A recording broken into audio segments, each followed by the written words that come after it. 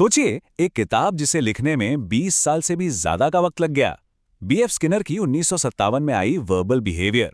और जानते हैं, इस किताब ने भाषा को देखने, उसे समझने के हमारे पूरे तरीके को ही बदल कर रख दिया। तो चलिए आज इसी पर गौर करते हैं कि आखिर इसमें ऐसा क्या खास था। अच्छा, चलिए एक बहुत ही बुनियादी, एक बहुत ही फंडामेंटल सवाल से शुरुआत करते हैं।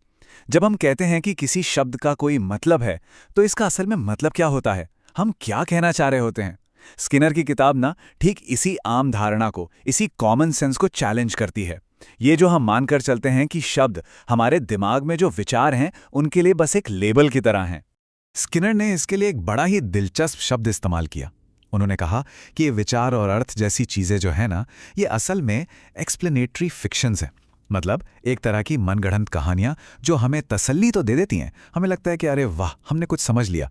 पर सच तो ये है कि ये हमें असली सवाल पूछने से ही रोक देती हैं कि हम जो कहते हैं वो आखिर कहते क्यों हैं। एक तरह से देखें तो ये हमारी जिज्ञासा को ख़त्म कर देती हैं। तो सवाल उठता है, अगर शब्द सिर्फ हमारे विचारों के लिए लेबल नहीं है, तो फिर भाषा है क्या? यहीं पर स्किनर ने एक बिल्कुल कह सकते हैं रैडिकल नजरिया सामने रखा। उन्होंने कहा कि भाषा कोई बहुत स्पेशल, कोई दिमागी प्रक्रिया नहीं है। नहीं, ये सिर्फ एक व्यवहार है, एक बिहेवियर, बिल्कुल वैसे ही जैसे कोई भी दूसरा काम होता है, और इसे भी आकार मिलता है इसके नतीजों से। और इसी आइडिया को समझाने के लिए स्किनर ने एक टर्म दिया, वर्बल बिहेवियर, यानी मौखिक व्यवहार।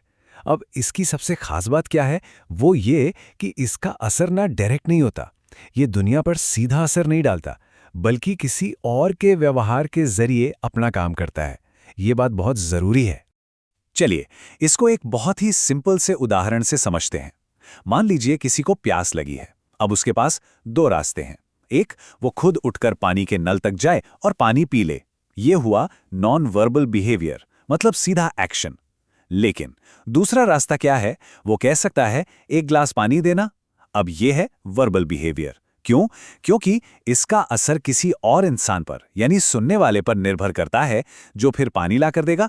और देखिए, स्किनर ने भाषा के इस पूरे रहस्य को ना एक बहुत ही दमदार एनालॉजी से समझाया। उन्होंने कहा कि पानी शब्द बोलना ये बिल्कुल वैसा ही है जैसे पानी का ग्लास उठाने के लिए अपना हाथ आगे बढ़ाना। सोचिए जरा, दोनों ही काम हैं, दोनों ही एक्शन हैं जो अपने आसपास के माहौल पर असर डालने के लिए किए गए हैं। फर्क बस इतना सा है कि एक डायरेक्ट है और दूसरा किसी और के जरिए हो रहा है। ठीक है, तो अगर हम ये मान लें कि भाषा एक व्यवहार है, तो अगला सवाल क्या होगा? यही कि इसका विश्लेषण कैसे करें, इसे समझे कैसे? तो स्किनर ने यही किया। उन्होंने इसे कुछ बुनियादी हिस्सों, कुछ बिल्डिंग ब्लॉक्स में तोड़ा। और चलिए हम भी उनमें से सबसे पहले को समझते हैं, जिसे वो कहते थे मैंड।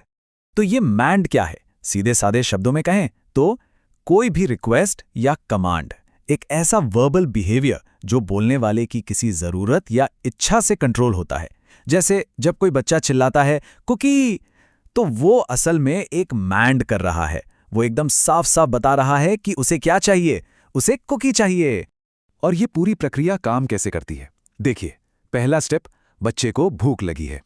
दूसरा, वो कहता है कुकी। तीसरा स्टेप, कोई सुनने वाला जैसे उसके माता पिता ये सुनते हैं और उसे कुकी दे देते हैं। और चौथा, सबसे जरूरी स्टेप, बच्चे को वो मिल गया जो उसे चाहिए था। ये जो नतीजा निकला ना, यही नतीजा भविष्य में उसके कुकी कहने के व्यवहार को और पक्का करेगा। सिंपल, व्यवहार को उसके परिणाम से, उसके कॉन्सिक्वेंस से आकार मिल गया।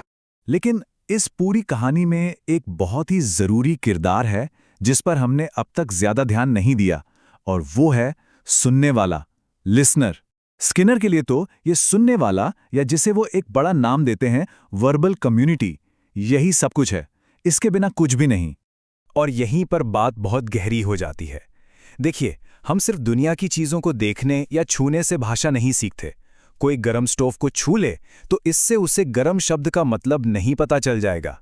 नहीं, भाषा वो पूरी तरह से हमारे सामाजिक माहौल से, हमारी वर्बल कम्युनिटी से ही बनती है, और वही उसे संभाल कर रखती है। और यही स्किनर के पूरे विश्लेषण का सबसे बड़ा, सबसे क्रांतिकारी आइडिया है। ये भाषा की वजह को, उसके कारण को हमारे दिमाग के अंदर से निकालकर बाहर हमारे सामाजिक माहौल में रख देता है।